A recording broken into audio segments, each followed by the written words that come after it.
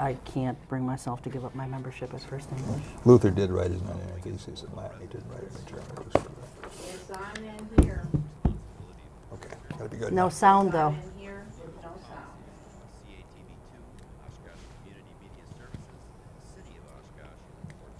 If you see my hand go like this, Is might the mean volume we're running turned out of down time. too far? That's a good cue. Just so. If you hear Mary Helen talking, don't look at her. Just look at us. But if you see this, it's fine. I guess we're getting ready to.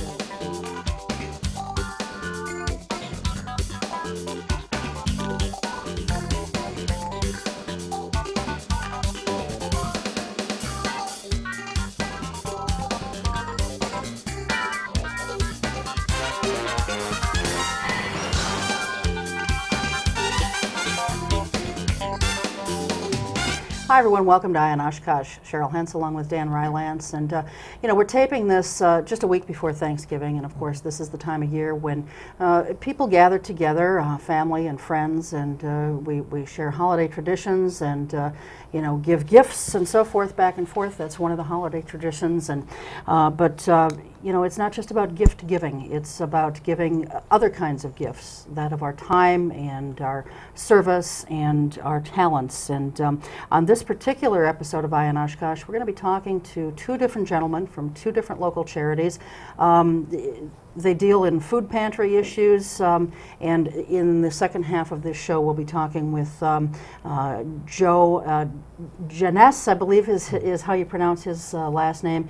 He's from the Father Carr's Place to Be, and we'll be talking about some of the other efforts that they put forth year-round, not just at this time of year. But in this half, we're very pleased to be joined by Steve Vickman. He is the new executive director of the new Oshkosh Area Community Pantry. And we're very pleased to have you here tonight. This, I say new, because not only are you new, but the name is new. And you're going to explain to us, I guess, you know, how it came to be. As you've sort of explained it to Dan and I off camera, it's a combination of some of the same local churches that were part of a different pantry, but now they have a new name and probably a new mission too, I would think. So welcome, and, Steve. tell us about the Oshkosh Area Community Pantry. Yeah, that is quite a mouthful. It is. First of all. And we are a newly formed nonprofit agency here in town. But really we have roots going back as far as 1989. Originally there were 7 of the Protestant churches here in town who got together and decided that it was much better to pool their talents and they would be much stronger working together rather than trying to do it alone. So this group has operated this pantry out of Trinity Episcopal Church on Division Street since 1989.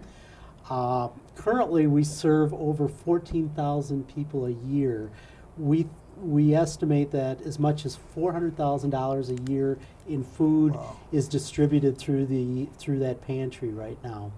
But what's kind of happened over the years is that there's been a realization in the community that there's a certain fragmentation of services. The volunteer base continues to get older.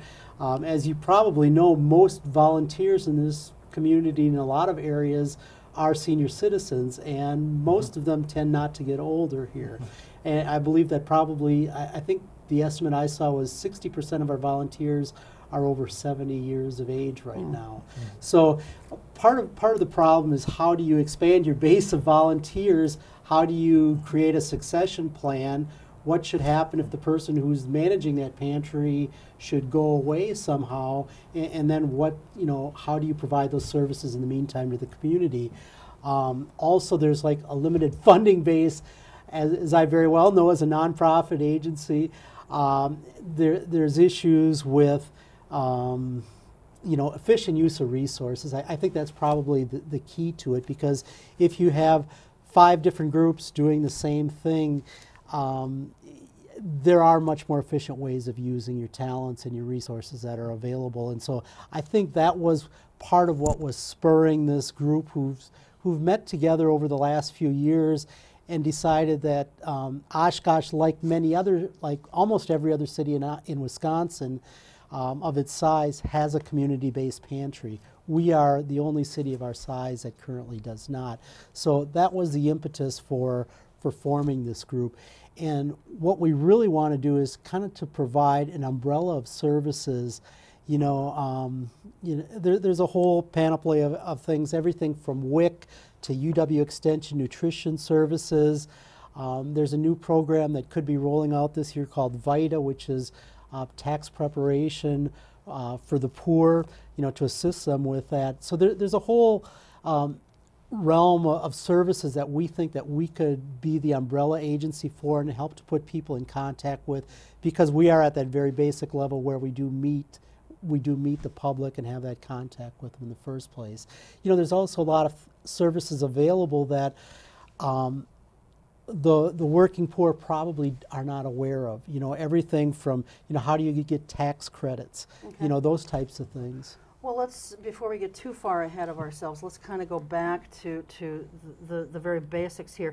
And also we should point out to the viewers, in case you're not aware of it, this happens to be, as we're taping this, by the time it airs, the week will be over, but this is National Hunger and Homeless Awareness Week.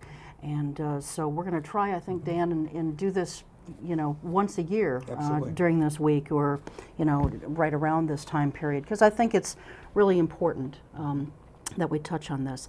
So this is sort of a rebirth, if you will, or a reorganization of a food pantry effort that we've always had in this community. Yes, correct?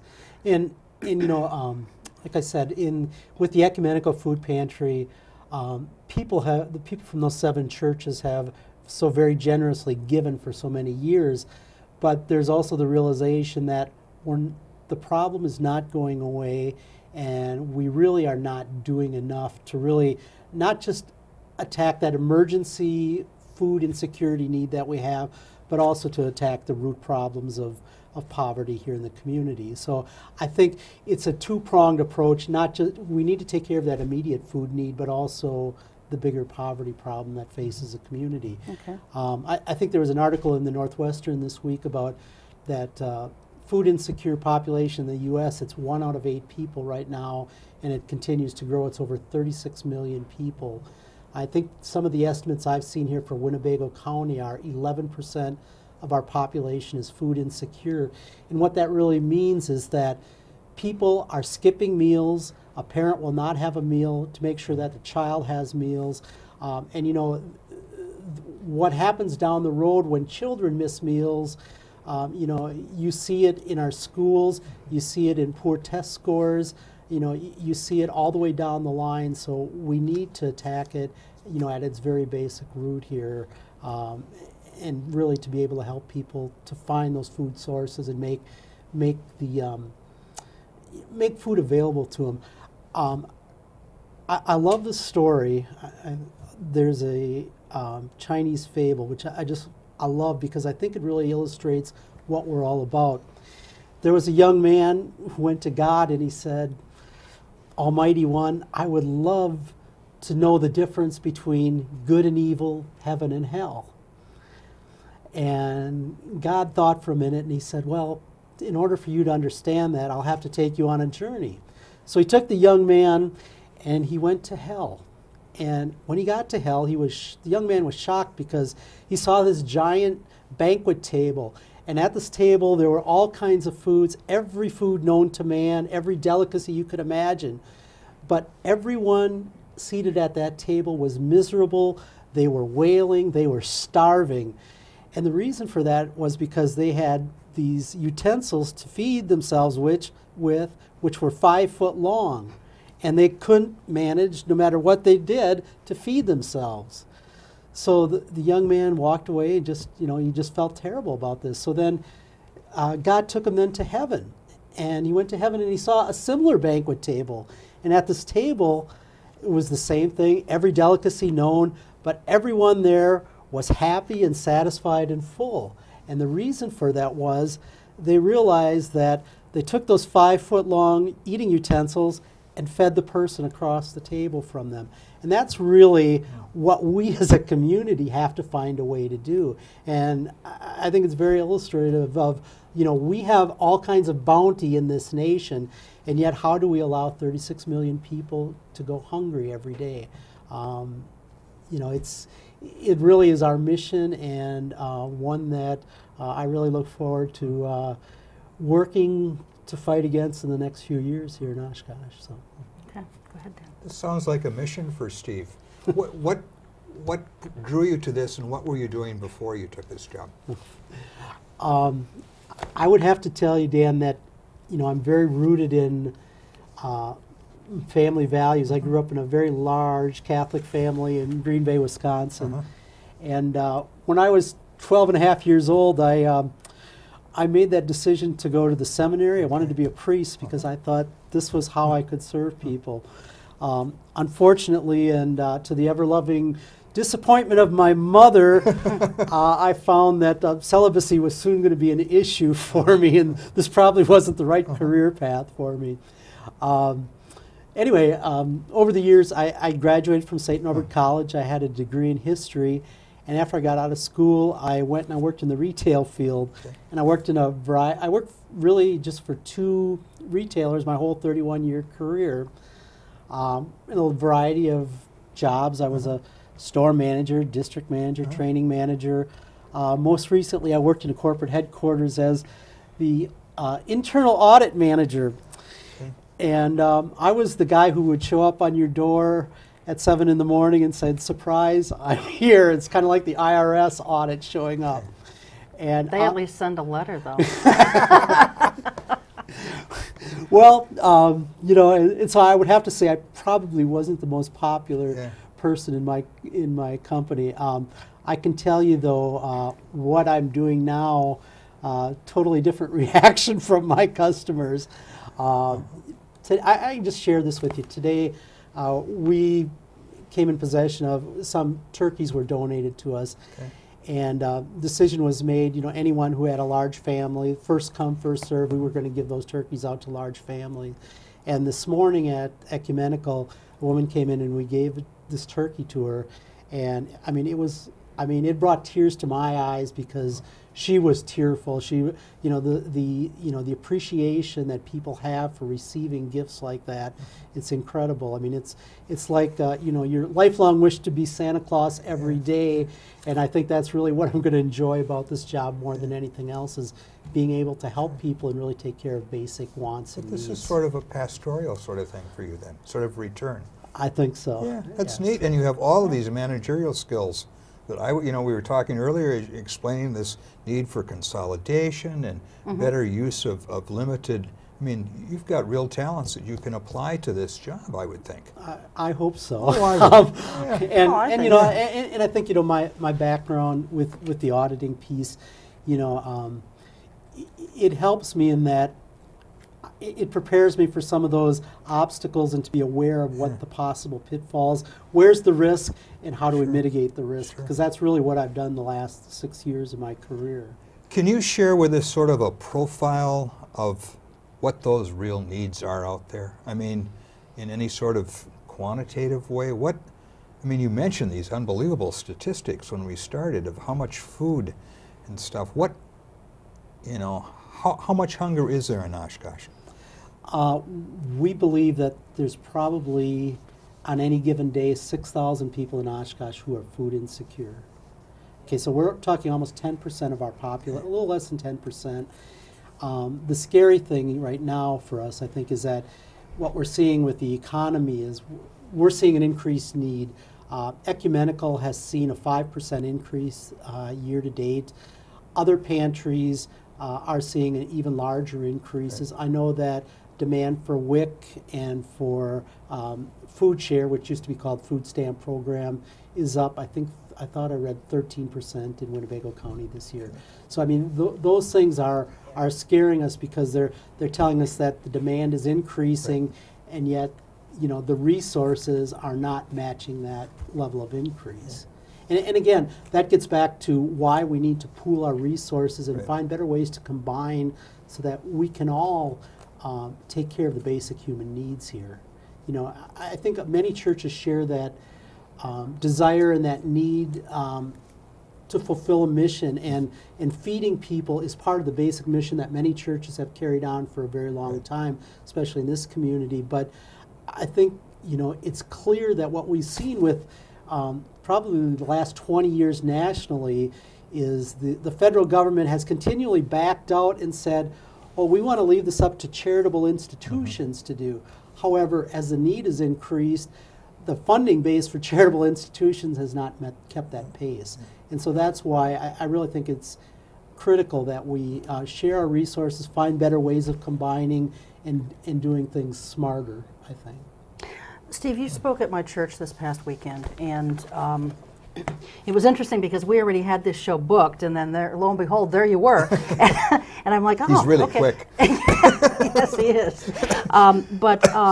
You know, one of the things that I was struck by was that the mission of this food pantry is to rid the area of hunger. Now, that's a very laudable but lofty goal, especially when you're saying, you know, approximately 6,000 people a day are food insecure in this county alone, you know, and then not to mention some of these other statistics that you've rattled off here. I mean, it's astounding. It is. I had no idea that it was even this bad. Now, we've And had it's probably on... going to get worse. Exactly. We've had on Reverend Ehrenhausen, who kind of has his food pantry thing going. You know, the Salvation Army has theirs. I know that, you know, we'll find this out in the next half hour too, but, you know, Father Carr's Place to Be has their own thing. And some places will not ever combine with anyone else. Certainly. We understand that. But it just seems like there is an awful lot of fractured organizations in the area, if you will. And if everyone's goal is to feed as many hungry people as possible, I think it does make sense, as you've said, to combine efforts. And we always hear about duplication of efforts is not a good thing, especially when you're talking about the numbers that we have and dwindling volunteers, aging volunteers, that kind of thing. Do you ever foresee a time when more and more churches in the area or other organizations will band together with your pantry? That certainly is my hope, Cheryl. I think we need to, you know, I think we need to combine forces. I think it's inevitable. But, you know, we have to have some success too. Sure. And I think that's what has to happen first. We're very busy right now trying to find a site for our new pantry. As I said, we're still at the Episcopal Church there on Division Street, but we are very hopeful that soon we'll be moving out into a larger area. And kind of one of the things we need to do is to be able to provide better quality foods for our customers. You know, a lot of what we do have some frozen foods. You know, we do pizzas and hot dogs and those kind of things, but we're not really providing a really good assortment of fresh foods. I don't know if you've ever had the opportunity to go up to Paul's Pantry in Green Bay or St. Joe's in Menasha, but what Paul's does is they actually allow the customers to come in with shopping carts and pick their own food out. And I think, you know, there's a lot more dignity in that, being able to choose what you want and having an assortment of really fresh foods, which with a lot of our dry goods that we are giving away right now, we just cannot do. So the bigger space, the ability to have refrigeration and freezer storage capacity, it will be huge for us. And the other thing that I think will happen too is we're going to be able to expand our volunteer base way beyond where it is now. You know, right now, and we will continue to rely on our churches to support us in this, but we're going to need to go beyond that. Those seniors, primarily seniors from churches who support us, tap into. We just went through an election where we saw the energy of the youth. Our hours right now are like 10 to 3, Tuesday, Wednesday, and Thursday. Yeah. I got to tell you, those are good hours if you're a senior citizen volunteering, but they're not very good if you're a young person or a working person. So we need to expand our hours both to help our customers, because we have a lot of people, 42% of our people who visit the pantry are actually employed. They are part of that group known as the working poor. We have to be able to expand access of hours for them, but also to expand access of hours for our volunteers as well. We need to make the community aware of what's going on and do a lot more educating. You know, I'm working at establishing some partnerships with our high schools. You know, we've had food drives from all three Right. high schools this year who've supported ecumenical. East High is having one again here in December, which we really appreciate. But there's, you know, we need to tap into that volunteer base. We also want to have the people who receive our services feel that they can also volunteer. Today was a great example. We had, first one since I've been there anyway, we had a young lady who was receiving some assistance from us said, how can I help? I want to be part of this. I really appreciate it. I have fallen on hard times. You know, what can I do to be assistance? I have some free time now. Could you use my help? And you know, that makes them feel like they are part of it. They have ownership in it. And anytime that any of us ever do something good for another person, it makes you feel good inside. And it's, you know, I think that there's a genuine human connection there when you can do something good for another human being. So I think it's very important that we tap into that resource for us as well. And not that we would ever say, you have to volunteer. We would never do that, but we want to make that opportunity available for people. I think it's huge. Well, sweat equity has worked very well for Habitat for Humanity for years. And I just think it's a good idea to give something back when you're getting something. You may not have the financial means, but, you know, like you said, they have the time. In case there's someone out there who does want to volunteer, you know, what kinds of things do volunteers do and what sort of needs do you have? You know, right now, you know, they can assist us when we do have food drives. We have to sort all the food out, you know, that type of thing. We have people who we have like a registration that's going to be re-registration that'll be reoccurring here in January because we're switching over now to from the ecumenical pantry to the Oshkosh area community pantry. So we're having to re-register all of our current customers. So we are in great need of people who have great people skills and who can meet the public. And we want, you know, we also want to be able to assess what our clients need as well. So we want to be able to put them in contact with those services in the community so that they can move forward in their lives as well. So we need people with great people skills.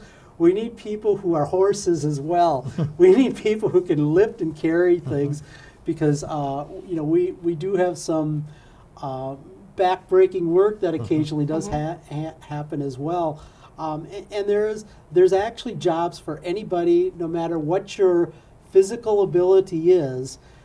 We could put you to work, and we would be happy to put you to work at our pantry.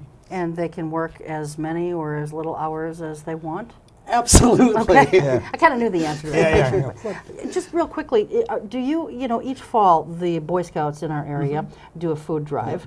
They just did that a few weeks ago. Do you get anything of what they collect, Yes. or does that go somewhere else? Yeah, that goes, you know, there's really three major food drives that occur in the community. One is the Boy Scouts. Then we have the letter carriers, which usually happens in, I think it's in May. And then, of course, we have the Festival of Lights, which is occurring here real quick. Yeah, actually every pantry, the 10 pantries currently exist in town, they all benefited from the Boy Scout food drive as well. So what it was they were broken out by areas. And so certain areas of town actually delivered the food to our site. We had we had our own volunteers, but then we also had, I think it was about 7 or 8 volunteers from Oshkosh North High School who came over and helped us sort the food and carry it in and all that. So I think it was really meaningful to the old timers who were there to have those young people there. And I think the kids learned a lot seeing what actually goes on in the pantry too. Yeah. Your hours are more for volunteers than just the hours the pantry is open. So someone could work, you know, 8 to 4:30 Monday through Friday. Is that something like that? Sure. Yeah. Sure. We know that as we change our site, there's going to be all kinds of new opportunities which currently don't exist. You know, Paul's Pantry, when I was up there a couple weeks ago, they have one person who, he's a volunteer, he receives services there. All he does is he comes in 1 hour every day and he cleans the employee lounge. That's his job. They have another person who cleans the big plastic tote buckets that the food arrives in from the various grocery stores who that's all that they do is they're assigned certain jobs. So I know that we're going to have lots of opportunities, which right now I can't say because I don't really know what they all are, but I know we're going to really have an increased need beyond what currently is there for us. Does United Way or Area Community Foundation help at all with this? Yes, we believe that we will be, you know, one of the agencies receiving hopefully support from United Way this year. We are also working with the Community Foundation, trying to get some grants. As you certainly know, having to sing for your supper as a nonprofit is an ongoing and never-ending job that I am just starting to understand a little better. There was an article in Northwestern about a week ago that the Community Area Foundation was going to allocate some money for the type of things that you're doing. Basic needs, I think, is the focus that Eileen Connolly-Kiesler is focused on this year. And you know, I think that's up our alley. Right. Certainly is focused in that basic services area, which we are definitely in. So. And people who don't want to volunteer time or food, certainly a cash or check donation would be acceptable too, wouldn't We it? would never turn cash away, believe me. Okay. But because that would be a different way for people to. Absolutely. And you know, honestly, people have generously supported Ecumenical for many, many years, and we go out right now with Ecumenical, and we'll go to like Second Harvest. It's amazing how much food you can buy at Second Harvest for very little money. Typically, you know, it costs 18 cents a pound for many of the items there, and you can buy a lot of food for 18 cents a pound. But you know, if you're talking 400,000 pounds a year, you're talking you're talking a lot of dollars there. So, but we also supplement our food drives. We buy a lot of our canned merchandise in bulk, like from Aldi's. We get, you know, bulk deals from those people too, or the other grocers in town as well. But so yeah, it does take money to do that, and a lot of times, you know, we're dropping well over $1,000 a week. That's not unusual with Ecumenical right now. So. I was just thinking of a question, and it sort of escaped me. So we need to get a number so people can get a hold of them too, that's right? what it was. I was looking for an actual address and a phone number in case someone wants to either make a donation or volunteer or whatever. So where would they go? You said on Division? Yeah, we are right now. We are in the Episcopal Church there on Division Street. Okay. Which is what address? Do you know? Boy, you're asking me a hard question here. I don't have the exact address. All right, that's fine. But it's Trinity Episcopal Church. Okay. We also, I have an office. I operate out of the United Way office right now on 36 Broad Street. Okay. I can be reached anytime. My telephone number is 920-203-2357. Okay. So that can be reached anytime. We're working on getting up an intranet site right now, so we have a web presence hopefully in a few weeks. So, you know, a lot of things in the works right now. It's been a very busy 2.5 weeks for me to get going. Okay. Well, real quickly then, with about 30 seconds left, if someone out there has a need or they know of someone who does, is there any limit? What is the limit on how much food someone can get? You know, typically, you know, what we give is enough to last you 3 to 4 days. Okay. But we can always connect you with other agencies, with the Salvation Army, with Father Carr. You know, typically, people who are in that dire need will hit several pantries during the course of a month. That's not unusual to happen. Okay. All right, very good. Steve, thanks so much for being here. Yeah. Thank you. Best of luck. As you find a site and you know, go on, we'd like to have you back, and certainly next year around this time. Absolutely. Thank how you. things Yeah. have Thanks gone. for your work. Appreciate We're going it. to take a very short break. When we come back, we'll be joined by the new executive director from over at Father Carr's Place to Be. We'll be right back.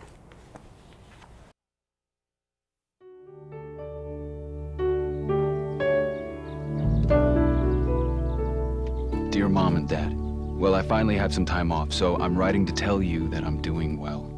We have good days and bad days over here. We try to remember the good ones and get through the bad ones. Mostly we have each other, and that's what keeps us going. And Mom, since you asked, if anyone wants to help, just tell them to contact the USO. You can't believe how much they do for us. With love, your son, Michael.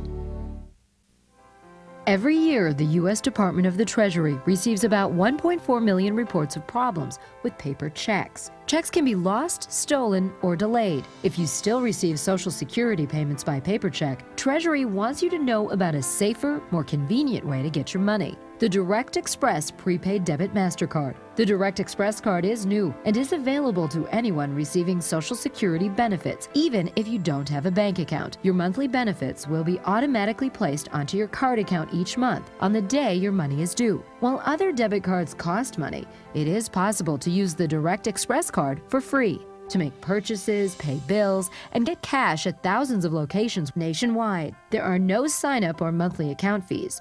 No more waiting for the mail or worrying about lost or stolen checks. Call 1-877-212-9991 or visit www.usdirectexpress.com. We were in an emergency situation. We don't have extra. We have a little bit of water and a little bit of food. A meeting place, no. No. I don't think we have a first aid kit. We have tuna fish, we have beans, we have canned tomatoes, True. you know. That's true, but that's really not survival food. Tomato paste. Yeah, well, yeah.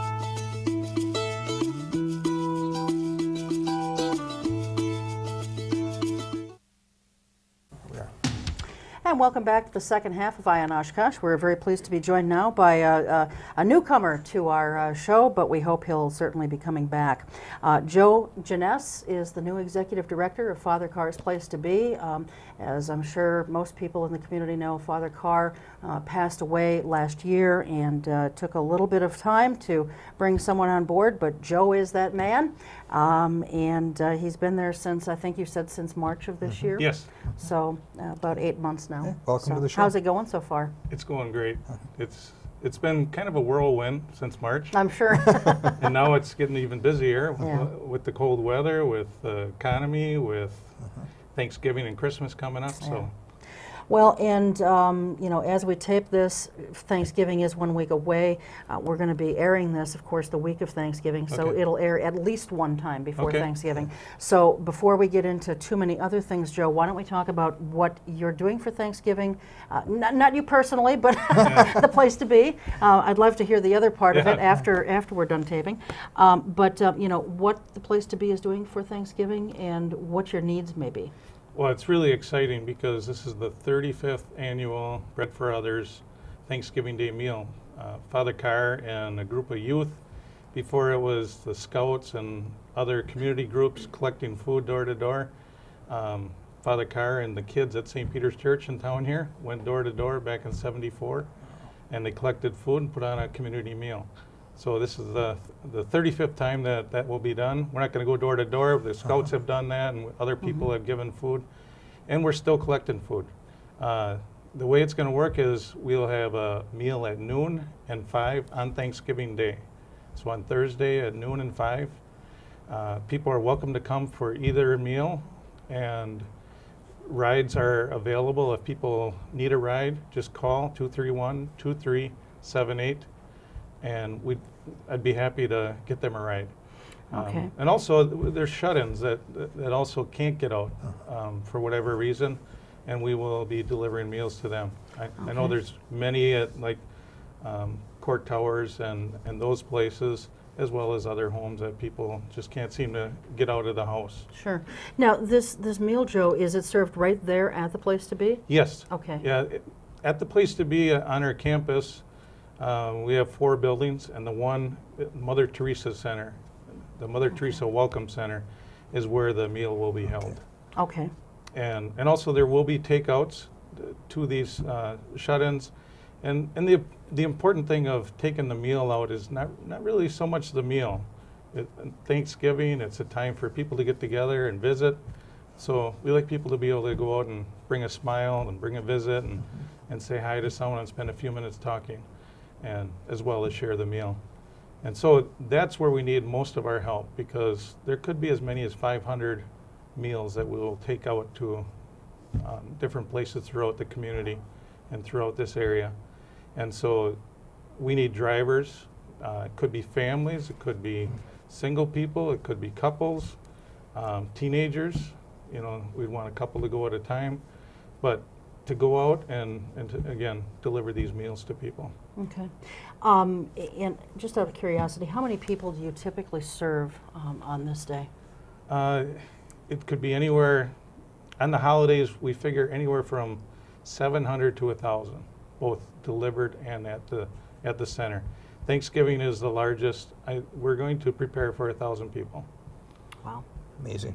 Yeah. It is. Yeah. It is. Between the lunch meal and the dinner meal and delivering. And the delivery, by the way, will only be for the noon meal. Okay. Okay. So only for the noon meal? Yeah. Okay. And, you know, people can work as long or as short a time period as they're able? Exactly. Okay. Some people actually come in and just take one set of meals and go visit a home, and that's their contribution.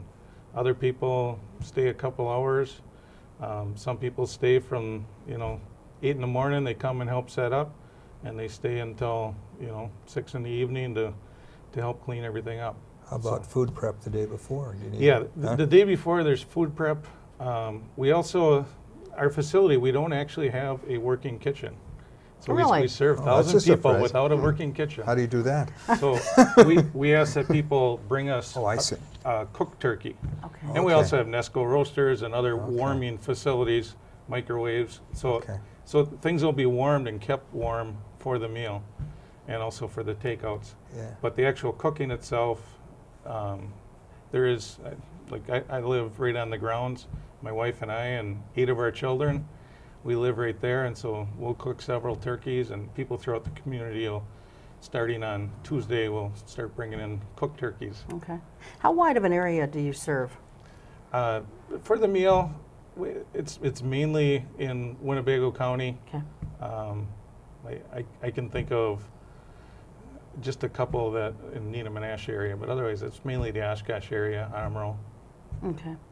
You have anything else on Thanksgiving in particular, or? No, I want to go to other services, but go ahead. Sure. And, Well, and that's one of the things that I was going to bring up. You know, Christmas will quickly be following Thanksgiving, and you know, what are your? I'm assuming that your needs are rather similar for Christmas then. They are. We're going to switch from turkey to ham, All right. okay. but otherwise the same thing. Your Okay. your typical ham dinner type things, and you know, cooked hams will be brought in, or smoked hams, and those we can slice up and serve. So that again will be noon and 5, same time, just on Christmas Day. One thing that we also do is on Christmas Eve from 9 a.m. until noon is we have breakfast with Santa and Jesus.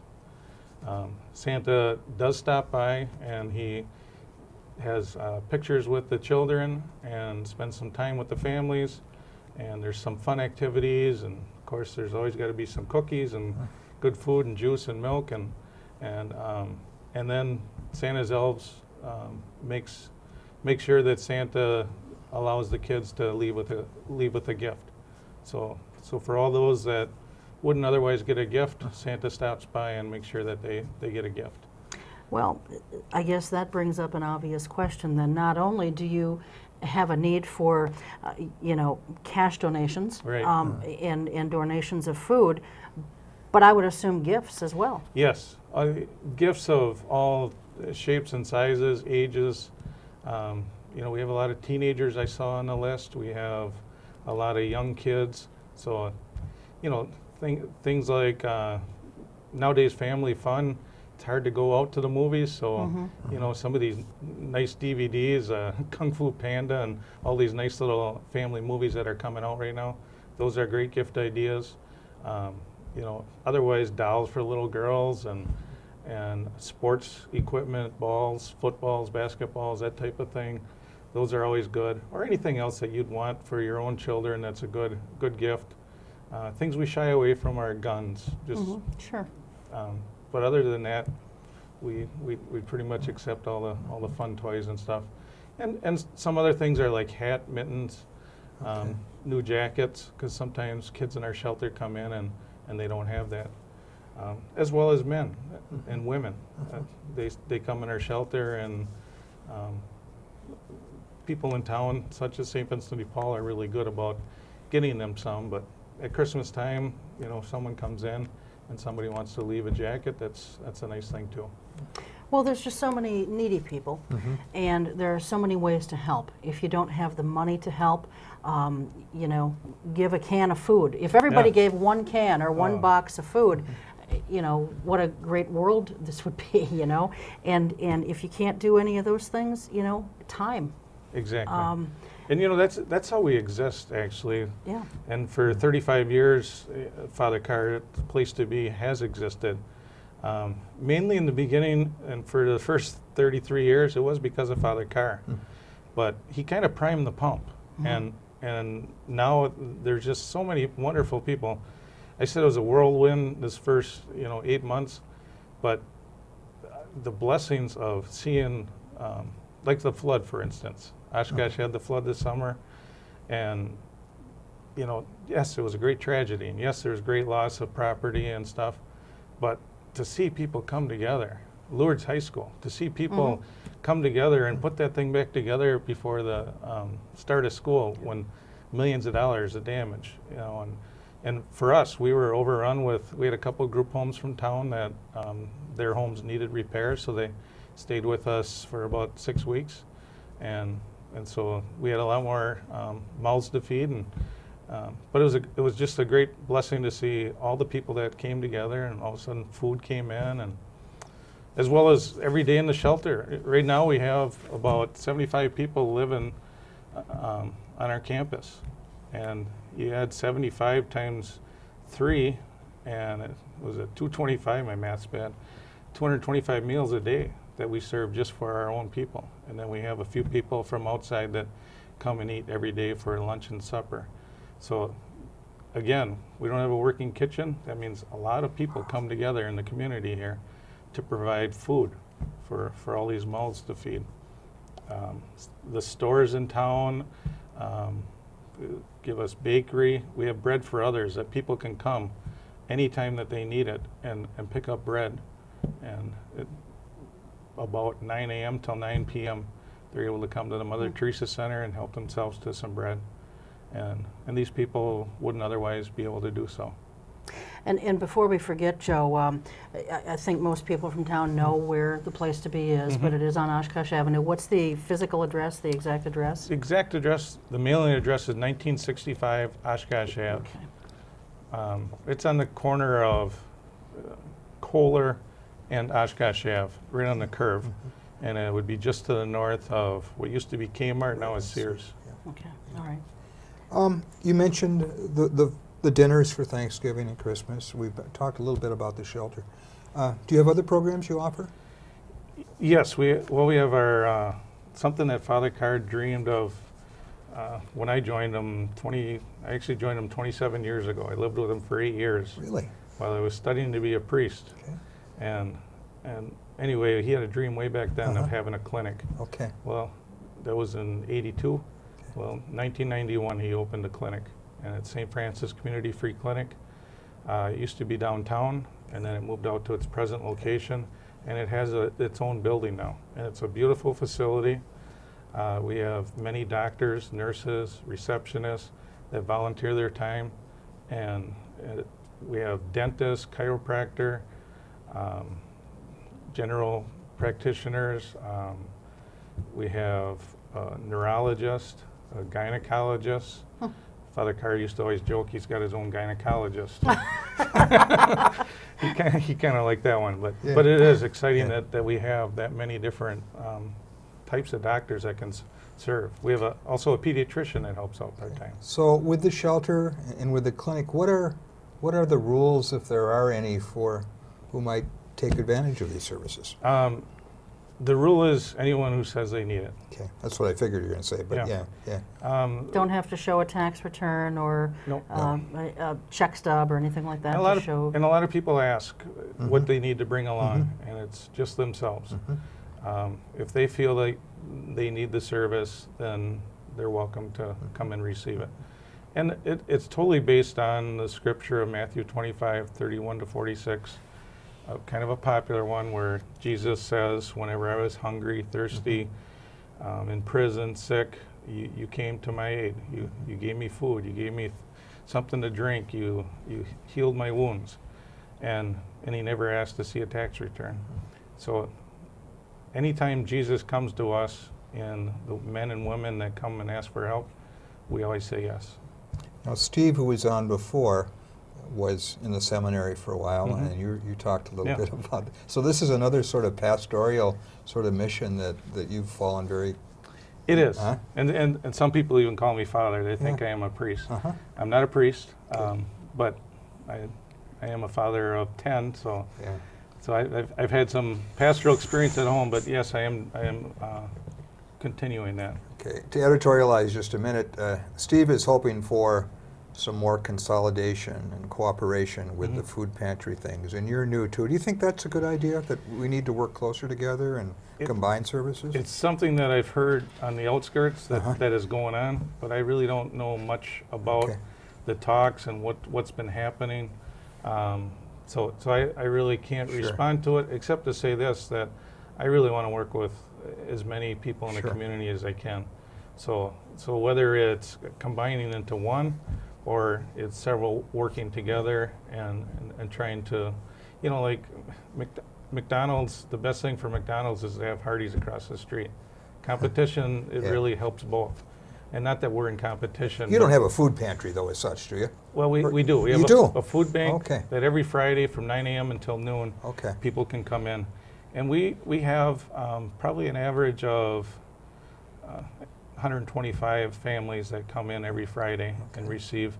And it's set up like a grocery store. So everything's put in racks and a cooler, and people can take a cart and go around, and they are limited to certain numbers of certain things. But so is it enough to live on for a week? I think it's enough that you don't starve, but it really isn't meant to be all their groceries for that week. It's to help kickstart them and just get them through. You've been here, you said, since March. Yeah. This country has spiraled down and down, down almost every day. Do you see a lot more pain since you started in March? Definitely. Yeah. We just had a couple come in 2 nights ago for shelter, and they're married 43 years, and they're homeowners, and they were just foreclosed on. And so they were removed from their house, and so they need something until they can find an apartment. Now they are retired, so they have some income, and so they're not typical of our homeless, but it's still sad to see something like that. Single men, we see a couple that have been foreclosed on. Many of them have actually been the victim of renting to somebody who's foreclosed on. And they really don't have many rights or notice or anything. That's boom, you're out. What do you see coming in the next 6 months for a year with this? What I see is a great opportunity. Okay. And it's an opportunity for, you know, I'll go back to whenever Jesus comes, we're here to serve him.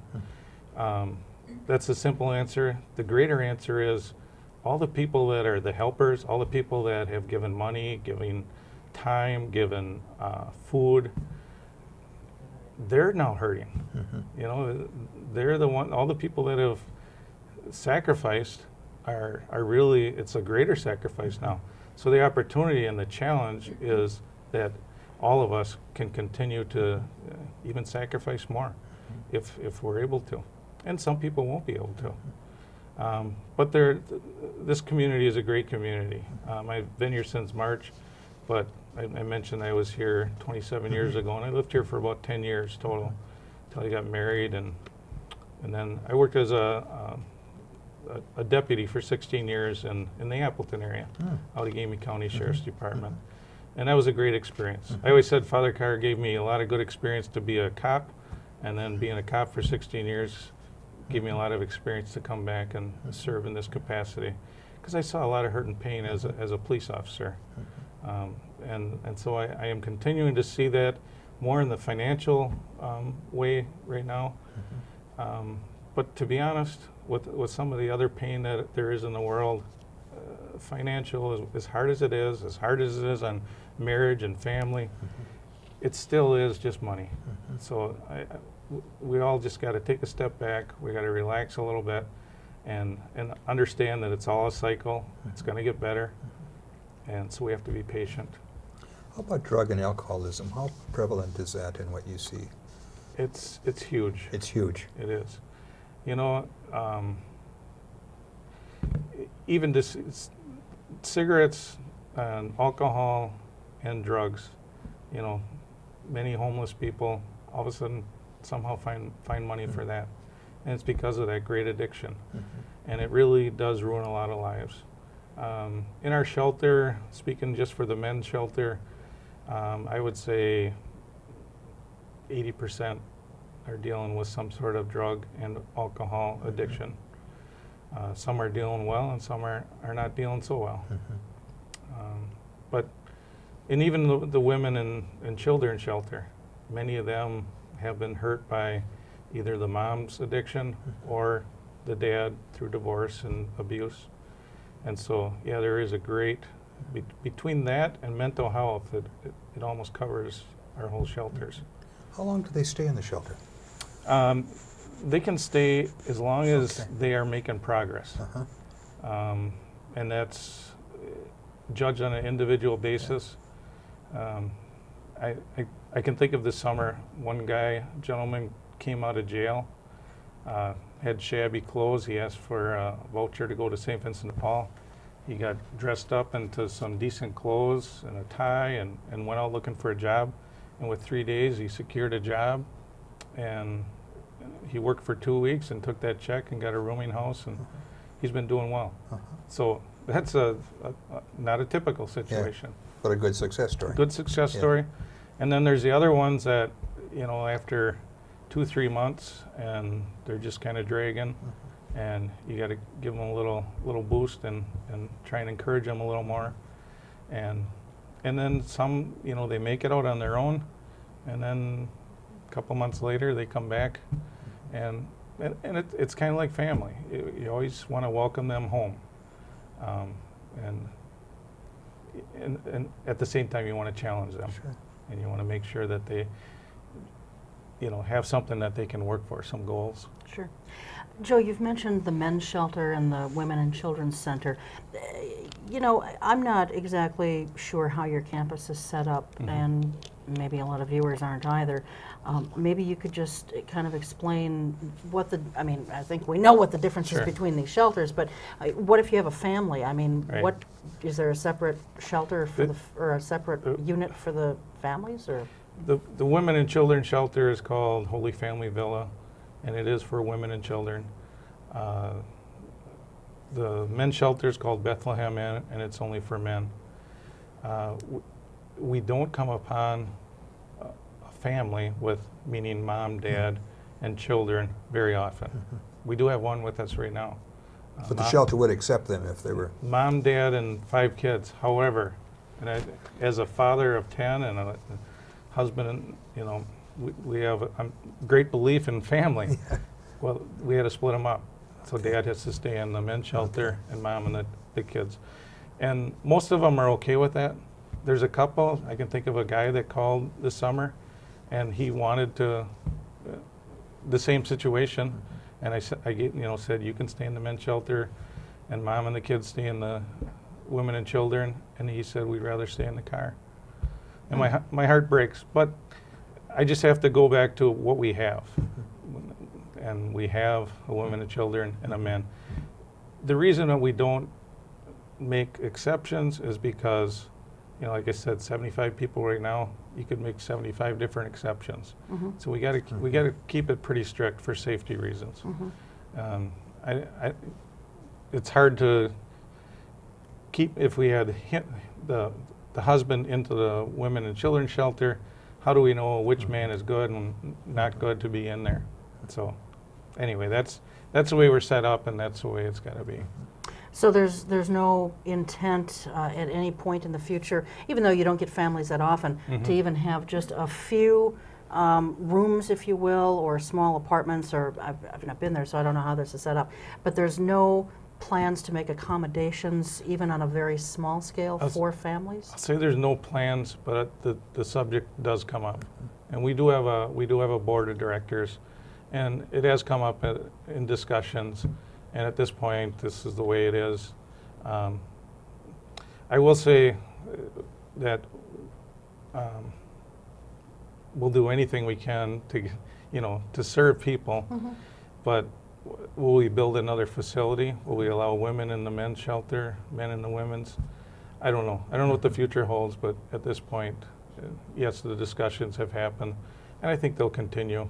But what's going to happen, I don't know. I think it would be important. I mean, just as a kind of an outsider looking in, I mean, when you've fallen on hard times, you find strength within your family unit. Definitely. And if you have to be separated, I would think that that would be an equally difficult burden for them to be challenged with. And that's probably why that gentleman said they'd rather stay in the car. And that's unfortunate too. But I can see where a family would really want to stay together. Right. So. And I can think of a couple situations where we knew where the end was. Someone would come in and this is Thursday. We have an apartment on Monday and we just got to make it until then. We put people up in a motel situation. Okay. But where they come in and the end is unknown, I mean, you're talking hundreds and thousands of dollars to house them. So we offer what we have. Sure. And how close are these shelters to each other? I mean, they're not spread out, terribly. Within sight. There's a parking lot in between them. Okay. So, I mean, probably 300 feet apart. And are they not allowed in at all to even visit, or how does that work? Or is it just for sleeping arrangements? Just basically for sleeping, and there's recreation inside the facility. But for the men and women, it has to be done off the campus. Okay, all right. And really quickly, because we're almost out of time Sure. here, Joe, I can't believe it, but I know. Years ago, and maybe you still offer this, there was a teen center, if you will, there for kids to go, and I don't think we have enough places necessarily for kids to go these days, and that's one of the reasons why I think so many are getting into trouble. Right. Do you still have that youth and teen center? No, Father Carr's health, he had to give up something, and that's what he gave up. Okay. So from my interview for this position, I mentioned that I'd like to bring that back. So that is a big intention of mine. But since Father Carr had closed it, the Boys and Girls Club built a new facility. The YMCA built a second facility and even expanded it. So there are great opportunities for kids. For kids that don't have money, I'm not sure how those places, I know they do give scholarships and stuff. So I think that is possible. But even that being said, that they offer great things, I think we could offer something. What that is, I don't know yet. Okay. But I do want to offer something for kids. Okay, terrific. Thank you so much Thanks, for being Joe. here. Oh, good to be And here. again, if folks want to help, Steve Vickman with the Oshkosh Area Community Pantry is down at the Trinity Episcopal Church on Division Street, and Father Carr's place to be is at 1965 Oshkosh Avenue. The phone numbers 231-2378 for Father Carr and 203-2357, I believe. Let me take a quick peek here. Yes, 203-2357 for the food pantry. So thanks to all of you for watching, and have a happy Thanksgiving. We'll see you next time. Until then, take good care. Keep your eye on us. We've got our eye on Oshkosh. Thanks for being here. Okay.